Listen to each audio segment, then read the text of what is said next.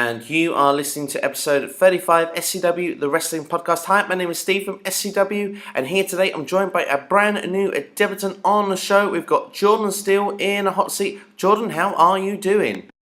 I'm doing great, thank you. It's great to have you on the show. Thank you for being a part of this. Just to quickly give everyone the details of what they can do if they're listening to us right now via YouTube.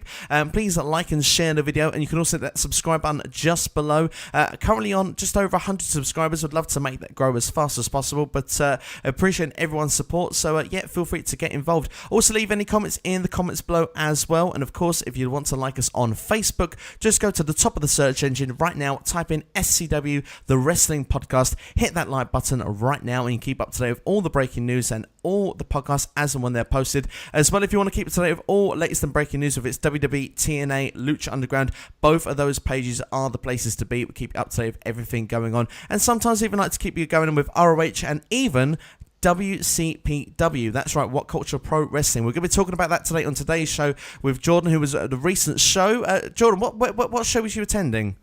We were attending WCPW's True Legacy down in Greater Manchester. Fantastic. So that won't actually have been aired yet, will it, on YouTube yet? No, it's going to be airing this Saturday, I believe. Fantastic. So obviously this gives a good people maybe what to look out for, what will be good and what will not be good, because we're going to review the show, aren't we?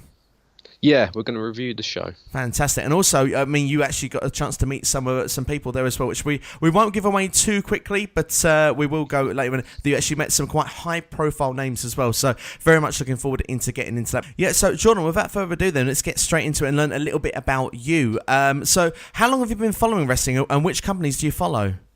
I've been following wrestling for about 5 months now. I tend to watch a lot of WWE Raw, SmackDown Live, occasionally WCPW, and James, who is on the podcast, is trying to get me to watch Lucha Underground. I don't think it's a bad shout, actually. If I can recommend Lucha Underground as well, it's a very exciting product to watch at the moment in the wrestling world. But so what made you the decision then to start watching? Was James an influence? Yeah, James is a pretty heavy influence on that. When I was younger, I was surrounded by a lot of like wrestling toys and stuff like that. My family's pretty into it, especially my dad. He used to watch stuff like The Ultimate Warrior, Hulk Hogan. And I think he went to a couple events himself. Nice. Well, there's some true legends there as well, mentioning the Warrior, of course, the late Ultimate Warrior, and of course Hulk Hogan as well. So what was the first show you watched then 5 months ago? Would it have been something like WrestleMania, or was it simply a Raw event? And what's kept you intrigued to follow it for those few months? Well, I started watching Raw, and I was just so hooked on like the high-flying action and just the great powerhouses like Braun Strowman, The Big Show, all those kind of people. Like really exciting stuff. And then they had those amazing storylines on some cases. And even stuff like the Women's Revolution. That's pretty good. Yeah, very much is. It's a great time, actually, for the women's side of wrestling at the moment. It's probably the strongest it's been for at least 15 years, I'd say. Yeah, but I mean, you're looking perhaps before then, you probably noticed people like Sasha Banks, they make reference to like Trish Stratus and Lita, and it's probably the last great era of wrestling we've had until probably now. And I actually think these ladies have got that chance to surpass those people as well. So it's a very good time. I mean, so who would be your favourites to follow at the moment within WWE? In women's wrestling or all round? We can go with women's wrestling or even all round. I mean, who are the people that make you most intrigued? I mean, you've given some styles there for us, but who do you really look forward to seeing on the screen every week? Kevin Owens and Chris Jericho. They give this impression that they are heels, but they're also likable, which is quite good. They're very charismatic and definitely bring a lot of viewer base. They certainly do. I mean, they've got a way of in capturing an audience. I mean, Chris Jericho at the moment, I actually think he's kind of almost probably the best he's been for almost a lot of his career. He's really sort of he's changed his character and made himself very appealing. And you've probably noticed that in the short time you've watched the way he's developed and brought in that list of Jericho and those catchphrases back in, and he seems to throw them in a special way every week. And it's very I agree with you, because heels, of course, they need their heat, don't they? They need their kind of they need the heat. they need the heat for people to hate them, but also they've got to kind of have a way where they can relate to the audience as well, because as well as people want to see them get beat, it's kind of nice this new way of where they're almost kind of likeable as well in the same way, but just do kind of dirty tricks as well. It kind of opens new doors if they did want to go to face in the future. But no, I think there's some good choices there. Chris Jericho and Kevin Owens, definitely two of my personal favourites at the moment as well. What about the SmackDown side? SmackDown side, AJ Styles, he's very good at what he does. In the ring, on the mic, anywhere. He's amazing. Though I feel like he's getting a bit done in for right now in the latest SmackDown Live. He gave I think it was a title opportunity to James Ellsworth. Yeah, they've got that pencil in for this week's SmackDown, haven't they? Coming up after what happened last week, it'd be I don't know if it'd be as exciting as what we've seen this week, but I agree with you though. I mean, it was did it take you by surprise when Dean Ambrose was announced as a special guest referee for the Ellsworth Styles match? It took me by surprise. Yes, it did. I mean, it was pretty entertaining though. I mean, I think for me it's been a while since I've seen a special guest referee. Yeah, it has been a while, actually. I don't remember the last time we've seen one either. But, so, I mean, AJ Styles, I agree with you totally, is, at the moment, he's such an all-rounder. I couldn't agree with you more. Who do you look forward to seeing him facing? I mean, of course, he seems to have a program with Dean Ambrose at the moment. But did you enjoy his programs with John Cena as well? And who would you like to see him go on the face in the future? I'd like to see Baron Corbin go up to the table in title reigns. Even maybe be an Intercontinental title first. Baron Corbin, I really like Baron Corbin. I think he's good in the ring. He needs a little bit of stuff done on the mic for sure, but his end of days move is pretty good. They really solidify it as a finisher, which is quite good. They do, actually. I agree with you. And personally, I think Baron Corbin's got a lot of potential. And I do agree they should actually use him more to his potential, especially because on SmackDown, there is kind of that ground in the middle of the card, isn't there? I mean, we've got The Miz and we've got Dolph Ziggler, but apart from that, there's not really anybody else, is there? Yeah. It's not like they're going to bring Apollo Crews up. No, it seems like he's not really living up to that potential, unfortunately, because he's such a great in-ring worker, Apollo. But again, missing some character work. But yeah. You know, it is quite a shame. So, I mean, at the moment, when you put those two brands together, Jordan, I'd like to know your opinions quickly. Do you prefer Raw? Do you prefer SmackDown on each week? I prefer SmackDown. Yeah, I personally, I agree with you on that one. What would be your reasoning for it? Is it the storyline work? Is it the in-ring work? Or is it the all-round product? The storyline work is pretty good. In-ring, they've got some of the best people there. Not that Raw doesn't have some of the best people as well. I mean, women's... they're great. Sasha Banks, Charlotte, they make great matches. And they're even going to have a match in Hell in a Cell. Yeah, that's going to be very interesting. The first one. Yeah, it is, yeah. Do you look forward to seeing that on the Raw side? I'm looking forward to seeing that. And I think it's actually a good idea that they're adding more cell matches in that pay-per-view. Instead of just having one. It's kind of bringing more value for your money if you're going to be watching it. Definitely. And of course as well, I mean, if they've got different things for each match, then maybe it has that chance of being creative in different ways. I mean, we've got Roman Reigns and Rusev at the start. Then, like you say, we've got the women's Hell in a Cell match. We have no idea what that's going to bring. I mean, that could be completely different on its own. And then, of course, we've got the main event with Kevin Owens and Seth Rollins. But there are rumours that Chris Jericho could be added into it in some form or fashion. Would you like to see Jericho added in as either a competitor or as a referee? You know, I was talking to James about it the other day, and yes, I would love to see him in the Hell in a Cell match. Make it a triple threat. Because I know there was an opportunity where Seth Rollins was against Chris Jericho, and Chris Jericho did lose. But if Chris Jericho won, I would have loved to seen Chris Jericho turn on Kevin Owens. It would be quite spicy. Do you think that's going to happen down the line somewhere? Maybe.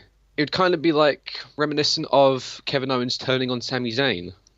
Yeah, definitely. Of course, there's a lot of history. Justice. Yeah. Maybe Owens could do it again. You never know. Owens could be the guy just to turn on Jericho. You never know, because Owens has got it in him. It would be actually more perfect for its character, actually, because Jericho probably doesn't need that heat, does he, at the moment? But no, very interesting stuff indeed. Well, I'll tell you what. We said we were going to talk about WCPW, and Jordan, I mean, it was quite an experience. And would this one have been in Manchester, wasn't it? It wasn't in Newcastle. It was in Manchester. Yeah, I've got that correct. Thank goodness. So yeah, I mean, tell us about the show. I mean, how did you come around to going to watch the show? Are you a follower of the YouTube channel? What got you into going to WCPW? Well, I like to keep tracks on what culture on YouTube because they have like Kim Ross, incredibly funny, all that kind of stuff. And when they were announcing that they were doing their own wrestling event, like because I saw how they should have booked and all that, so they definitely know how to do storylines. You know, they got good potential for storylines. Yeah, I do agree. Just needed a drink. That's okay, no problem. It's firsty work actually being on the podcast. You wouldn't believe it, but yeah, no, I agree with you. I mean, they do have good potential. I mean, Adam Blompier when he does his like you say, how they should book things. I agree. King Ross, John O'Clock is incredibly brilliant. Yeah. I don't know how he gets away with a lot of what he gets away with actually, because let's be fair, that's not normally the cleanest of YouTube sort of things material, is it? But King Ross, he does it and he gets away with it, and good on him. I mean, Jack the Jobber as well. He's good with his sort of insights and what he does. And I'm quite a fan of Kenny McIntosh as well. I mean, he was doing the podcast earlier in the year, but he's now more involved with his Inside the Rope stuff. But yeah, I think YouTube is a YouTube channel. It's fantastic from top to bottom. They bring articles every single day that you can watch on the channel. Of course, they've got their website as well. It's very good for wrestling content. But I mean, when you went to that show, I mean, you actually got the opportunity to meet two of those guys, didn't you? Yes. Tell us more. Oh, it was actually, I think, their first fan convention during the day. I looked it up. We came in, loads of people. There was King Ross, Jack the Jobber in about the centre area of the Silver Blades Arena. Got some pictures of them. It was really nice. And to their right, there was also Cody Rhodes and Kurt Angle. Oh, wow. Fantastic. Yeah, and also in between Jack and Cody was Melina. Oh, really? Wow. Yeah. Yeah, that's a blast from the past as well. I'm assuming all three of those were competing on the event with Angle, Rhodes, and Melina. Melina was the special guest referee for one of the matches. Ah, nice. Okay, sounds really cool. Yeah. Did you get a chance and opportunity to have like a conversation with them? Whether is it like a quick sort of meet and greet, like a quick sort of photo opportunity and go, or what? Yeah, it's a quick sort of meet and greet and photo because there was just so many people there. You know, you can't spend too long with them. They do have like time constraints. I can understand that. Of You course, can have a quick chat with them and then take a picture and then be on your way. I know. Do autographs. It sounds good. It sounds really promising. I mean, the idea as well of meeting such... I mean, for me, Cody Rhodes has got potential to be one of the great legends. Of course, he's very high profile right now after leaving WWE earlier this year. Kurt Angle as well, you know, he is one of the legends. He's probably one of the all-time greats. And especially spent a lot of his time outside of WWE doing a lot of his work. I mean, it must have been very exciting to meet people like that. Even if you haven't followed so long, you must be well aware of what these two have contributed to the business. Yeah, I'm well aware of all the stuff they've done outside of WWE and in WWE. Fantastic. They're just great performers. Yeah, they most certainly are. And so, should we talk about the show itself then? Because I mean, a lot of people that will be listening to this, I mean, may check out the show on Saturday, and they can have a good idea of what to look out for. I highly recommend it. Yeah, very much so. Yeah, definitely. Let's get into it. How did it all start off then? Well, it started off with Bret Hart entering the ring. Wow. The Bret Hart, the legend, the fantastic. Hitman, Bret Hart. I tell you what, he really is the best there is, the best there was, and the best there ever be. He was one of my first favourites getting in it when I started watching the business back in the very early 90s, which I know makes me sound like a wrestling dinosaur, but we'll move on from that point anyway. But yeah, you know, go on to tell us about Bret Hart. He came in, gave a nice sort of promo for promo, but he was mainly introducing everyone to the event. Saying how he was happy to be back in Manchester after about, I think, 4 years. Just basically welcoming everyone and thanking them for coming along. But it was a little bit sad, and some of the people I was talking to after the event were saying how much he's showing his age, and that he's not well. He was having a lot of trouble getting in and out of the ring. Oh, really? Okay. Yeah. It was a little bit hard to watch. Yeah, I mean, Bro, of course, I mean, he was in the ring a long time ago, and of course, these guys, they give their bodies as well. Of course, they're gonna feel it after they've retired. Like, it's a natural feeling, and like you say, it's very sad to say if he was perhaps having a bit like that. Do you find that when watching Raw at the moment, Mick Foley, kind of the same, really? That I mean, he seems to forget a lot of his lines. Maybe he's taken one too many chair shots over the head over his time. Yeah, well, especially after that match with The Rock. Yeah, certainly, yes. Yeah, it's hard. Classic 1999 Royal Rumble, if anyone wants to check that out on the WWE Network. But yeah, I mean, you look at it and say, I mean, what's your thought then? Because we'll talk about that very quickly, actually, because WWE are kind of really limiting down a lot of the move sets now and trying to take away a lot of the dangerous moves out and trying to help people's careers as best pathway that they can. A lot of chair shots now are not done to the head, they're done to the back or in the ribs, rather than actually having that sort of problem on contact. I mean, do you think that's more of a positive thing for the business? Of course, there's perhaps less variety of moves, but of course, these athletes then are a lot safer. Do you think that's a better way to go forward, isn't it? I think that'd be better. I mean, like you said, yeah, there's less variety of moves. It's not as hard hitting, impactful as it used to be. But again, people are putting their bodies on the line, and we have to respect that. And they do want to keep their bodies in tip-top shape. I mean, think of people like Daniel Bryan. He did really high moves like head slams, jumping off top rope. And he's got too many concussions now and he can't compete, and people are gutted about that. It's very true. It's very true. And it's sad because his career finished quite early, really, when you considered he got to the top. It was at the pinnacle. It was probably the peak of his career. And then it was all said and done and it was finished. And it's such a shame. And now I do think it's the best way going forward. And hopefully, as we go to later on in times, that people perhaps will have maybe a fresher feel after they've been in the ring. But of course, I mean, it gives the opportunity when we say variety. Of course, people like Sami Zayn, of course, they bring a new energy to the wrestling thing where they kind of bring, like we say, the flips, and we kind of see this more indie style of wrestling, and it provides so much more exciting matches. So I mean, I think it is definitely a better route because you want to see people safer rather than not safe in WWE. Definitely. Well, I tell you what, moving past Bret Hart, then, I mean, was that followed by an opening contest? What happened after Bret Hart?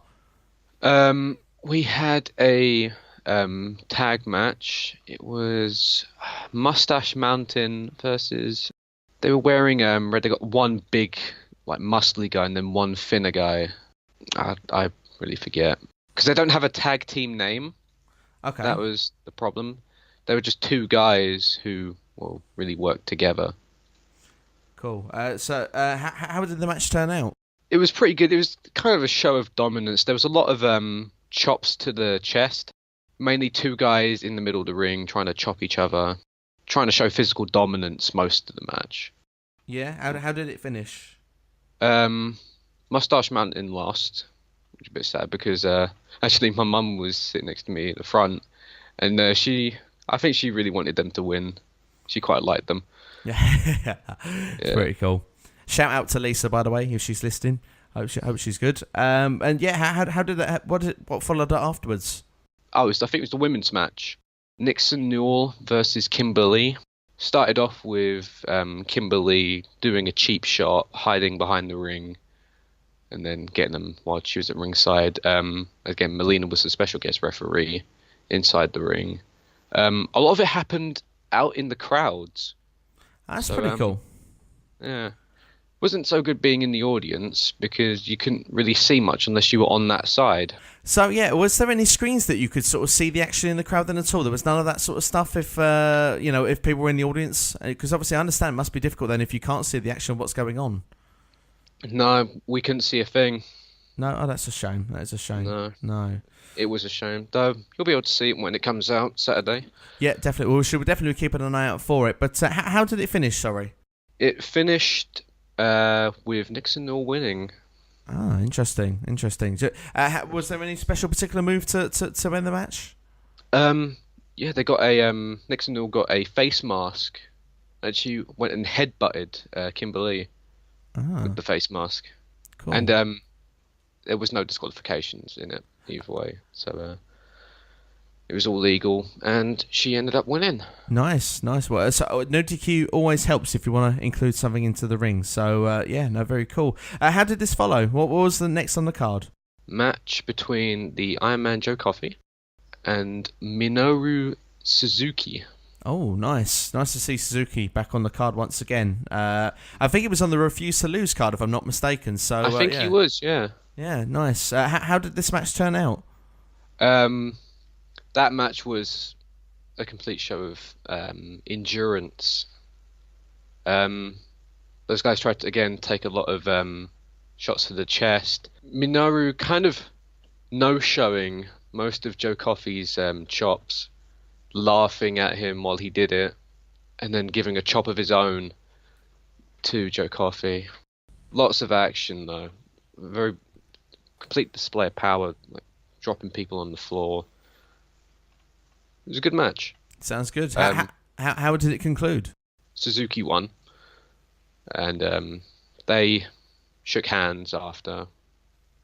So, good show of respect. All in all, really good match. Yeah, sounds good. Sounds very promising. Was there more action to follow?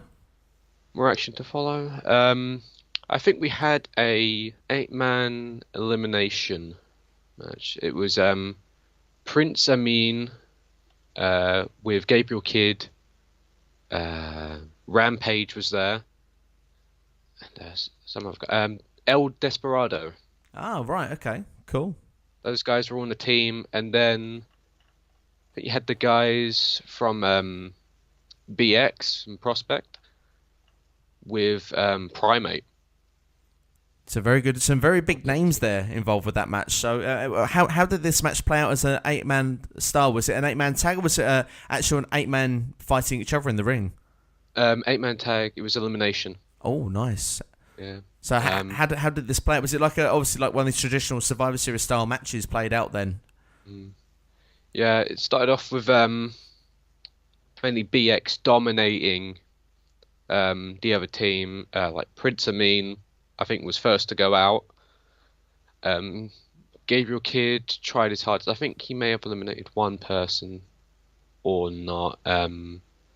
He got eliminated, and then El Desperado came in.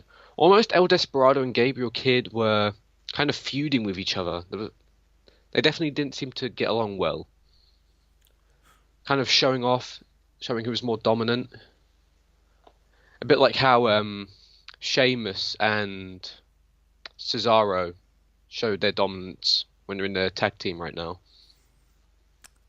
Yeah, sounds quite exciting. Well, I mean, it's good to make a comparison as well, though, with the WWE's Sheamus and Cesaro there. But yeah, it sounds pretty cool. And so this had quite an exciting feel then, this 8-man elimination tag match. Oh, it got exciting when Rampage got in there. He was the last on his team. All the others got eliminated. There were still either 4 or 3 on the other side. They came in, they got annihilated, completely smacked down onto the floor. They couldn't do much against Rampage. But then when those guys got eliminated, Primate went in. Like, they took his belt off, like his neck, and he laid waste to Rampage. I mean, Rampage gave it his all. He really did, but Primate, yeah, sounds knocked cool. him flat, and then ended up winning. So Primate was a sole survivor then of this 8-man elimination match. Sole survivor. Fantastic. So 7 eliminations. So if you get to see this match, then when it's published on YouTube, you get to see 7 men eliminated in one fatal match. So that sounds pretty cool. I definitely am looking forward to checking that one out. So I imagine this must have been quite a lengthy match on the card as well. Was it given a good length of time? It was given a good length of time, yeah. That's good. That's pretty good. So what was the following match after this one then? I believe it was my favourite, Martin Kirby versus Big Damo. Cool. 2 names I'm quite familiar with because they've been together. They've kind of been in it since the start, haven't they, of WCPW? They've been on a lot of the shows, so it's pretty cool to see that they're still there and still getting almost every single show they are a part of it. So it's pretty cool. How did this match turn out? How was it played? Lots of people rooting for Martin Kirby mainly in that match.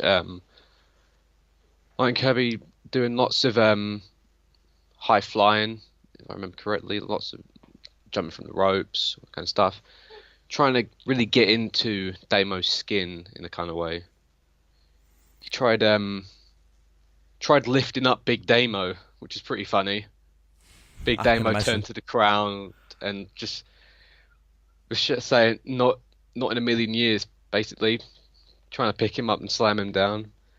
But Martin, because he's quite a small guy, but quite agile, he's able to reverse or get out of most attempts on him quite easily.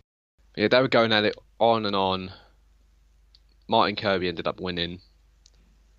Adam Pacitti came out furious with Big Damo. Was actually going to fire him. Yeah, Big Damo stopped him and said that he's already resigned. So this thing could be like an exit for Big Damo from WCPW. It is.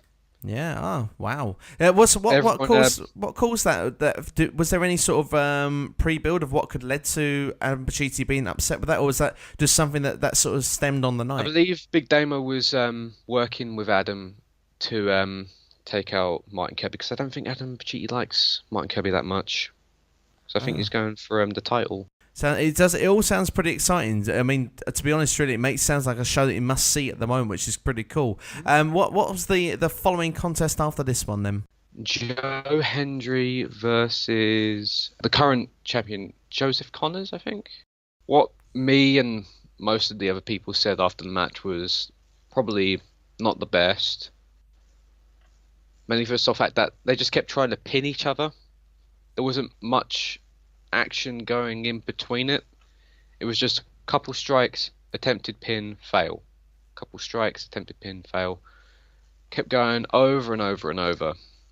Again, just wasn't much going on. Not many of the crowd excited. Sort of kind of a repetitive feel then about it. It was a repetitive feel. They should have had the pins kind of few and far in between. They needed a lot less pin attempts. It was just kind of watering it down. I agreed with that. I mean, obviously not seeing the match, but I mean, normally it's better for story development in a match if you've got something to kind of lead to a pinfall. You know, if there's just pins all the time, there's not really that chance of a story to really grow and develop. So I understand where you're coming from with that. It can actually be a match spoiler at times. So no, I completely agree. How did this all transpire? How did it all kind of go and conclude to the finish? It ended with the referee inadvertently being knocked down from a strike, and he wasn't getting up, and Joseph got his belt and hit Joe Hendry in the face, and then there was the pin. The referee got up at that time and then just pinned him down, and ended up with Joseph Connors winning, and not many people were happy about it. No, it's a shame about that, but do you think it was the right result, or were you kind of disappointed with the result? I was disappointed with the result. Yeah, okay, fair play. Well, maybe somewhere down the line there could be a rematch in there. You never know. I mean, we can see it for ourselves, of course, on Saturday as well. Check out on What Culture Wrestling's YouTube page. Definitely worth checking out and seeing how this event transpires. And of course, we're hearing the review right now from the one and only Jordan Steele. Jordan, how did it follow after this? One of the great matches was El Ligero versus Pete Dunne. That was for the, I think, to get the internet title. Yeah, there's a big buzz with this internet title going around at the minute. It was either a match to get it or to be a contender for it. Right, okay. But El Ligero was giving it his all. Pete Dunne was getting terrible reactions from the crowd. They were calling him basically a horrible version of Jack Swagger. Which I can see. He looks a lot like Jack Swagger.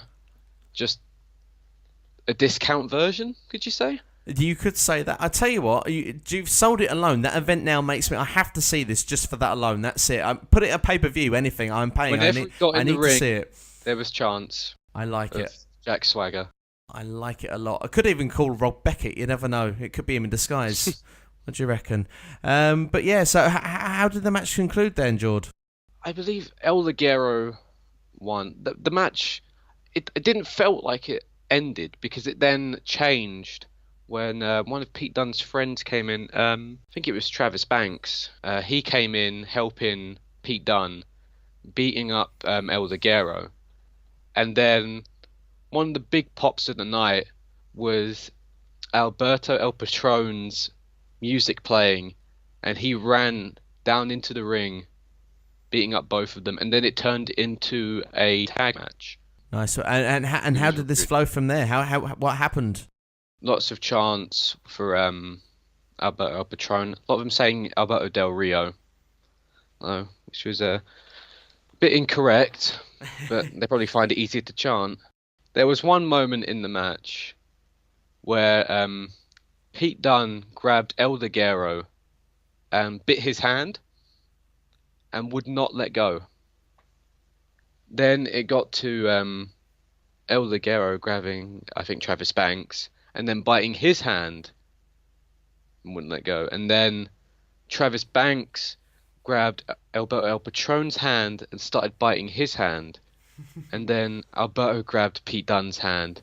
And it was just a massive circle of people biting each other. It sounds pretty cool. I must admit, it does sound pretty cool. Was there other moments in the match? And I think Alberto was going to grab.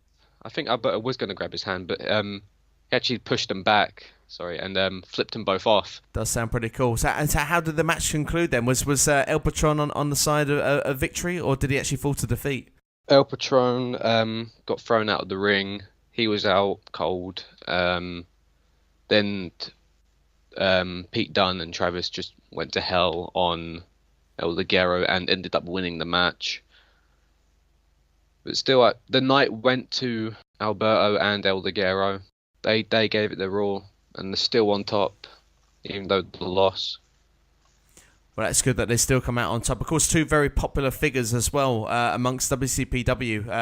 I mean, El Ligero, he's certainly a character that has been highly recommended to watch out from people who've been talking to me, saying you must check this guy out. He's very good in the ring. I did see his match with Martin Kirby on the first ever WCPW. I've not had a chance to check as much out since, but I do try and keep up to date with it and watch glimmers where I can on this product. But was there many more matches before the main event? I think we had a nice little video showing again, biggest pop of the night. It was on the screens showing Matt Hardy. Haha, of course. Yep. And he was going to be at WCPW on I think the 30th of November and then the 1st of December, I believe. Fantastic. And those are future tapings that are going to be done, I'm guessing. I think so. They're going to be amazing matches with Matt Hardy. I know for a sure fact it's going to be great. Yeah, definitely. Are you a big fan of his character with all the deletes? Yeah. Me and James, big fans of him. Definitely. Stuff like the Final Deletion, the Great War, all of that is so entertaining to watch. It very much is. It's something very different in the modern world of professional wrestling. It's something that we're not used to seeing. So, no, I have to join that bandwagon if you'll let me. I think Matt Hardy definitely very exciting. I think it's quite a coup as well to get him on, WCPW. I think it's going to be very exciting. Something definitely need to look out for. So, yeah, looking forward to seeing that. But what else was followed then on the card? The main event. Kurt Angle versus Cody Rhodes. Ah, fantastic. Was he the Cody Rhodes name or was he just Cody? No, it was Cody Rhodes. It was Cody Rhodes. Fantastic. No, it's very interesting to know that because when he's in TNA at the moment, he can't use the Rhodes surname. So it's interesting to see that he can use it in WCPW. It's very interesting. How was the match playing out then? Started with, I think, Cody Rhodes doing a cartwheel. Nice. And everyone gave him a 10. And then they wanted Kurt Angle to do it. He said, oh, no, he can't do it. He can't do it. Everyone kept chanting that he did do it. And he got a 10. And then they started chanting for the referee to do it. Did the ref give in? He did it, and he got a 10. Fantastic. Do you know what? That's another must-see moment in itself because I haven't seen the referees. I don't know who's doing it, but I mean, that's probably got to be quite a feat. They're not normally younger guys, the referees, are they? So, no, fair play to him. So how did the match play out? I imagine this one would have been quite a technical match. You would have seen a lot of submission holds. It was a very technical match, yeah. Though during the match, I'm not sure if it was real or fake. If it was fake, he was definitely playing it off really well. That Cody had injured his foot, needed to go to the side of the ring, and one of the wrestlers kept talking to him, but he ended up saying, "Oh, he'll continue," and he charged through the pain. It was hard for him to do some of his moves, and it was almost kind of emphasizing when Kurt Angle did the ankle lock. It was great. You could see how much pain he was in. No, it's fantastic. Well, like you say, if it is storytelling, then it would be storytelling at its best. So, I mean, it does sound good. Was this match given a good length of time? It was given a good length of time, yeah. Lots of action. Cody from the top rope jumping down, slamming down on Kurt Angle. Yeah, it ended up with Kurt Angle winning. They shook hands, hugged it out, having a great match. Kurt went back towards the curtains, and Cody stayed in the ring for a little while to give a nice little promo, thanking everyone for being there tonight. And I think he was saying about making WCPW his place to stay. Nice. Yeah, and he was talking about Dusty Rhodes. Rest in peace. Yeah, very much so indeed. I mean, they're doing the Dusty Rhodes Tag Team Classic at the moment back in NXT, so nice to see that Dusty's still getting, his legacy will always live on, so it's nice to see. Was it a submission victory or a pinfall victory for Kurt Angle on the night? Because he's got normally multiple variations of finishing moves. I think, if I remember correctly, it was submission. It would have been the ankle lock. I think it was an ankle lock, yeah. Oh, fantastic. So on the whole then, this show would have been quite a lengthy show because quite a few matches there you've gone through. Was this like a 3-hour show? I think it was about a 3-hour show. It was very lengthy. Nice. Was it not too long though? Not too long. It felt good as a fan being there. It felt good. It was long, but it didn't feel long in the kind of way. There was always something going on, so it didn't feel like it was dragged out. Fantastic. And was this your first experience of going to a wrestling event or WCW? It was my first experience going to a wrestling event, and I enjoyed every single moment of it. Fantastic. So what would you rate this card out of 10 then, if you had to give it a rating now? I'd give it a 7, maybe an 8. Maybe an 8. Fantastic. Well, I'll tell you what, that's good enough for me to be checking this out on the weekend, and I'm looking forward to seeing it. Yeah, if they didn't have that match with Joe Hendry, then we'd definitely been a 9. Yeah, so they did something better with that. Yeah, so that one match was probably maybe the letdown of the card, unfortunately. But no, it sounds very positive, Jordan. I thank you for coming on the show and giving us a review on the WCPW, their True Legacy, which of course is going to be available for everyone on YouTube this Saturday. So yeah, we're definitely keeping an eye out for that. Will you be watching it over again, see if you can see yourself in the audience? I'm going to watch it over again. Yep. Definitely. I tell you what, I'm going to be checking out as well and see if we can find Jordan in the audience. And you never know. I'm in the front row, on looking forward at the ring. We go down to the ramp. I'm on the left post. Okay. So that's left. It's a very good spot as well. So the chances are, actually, you might actually play a starring role in the audience. You never know.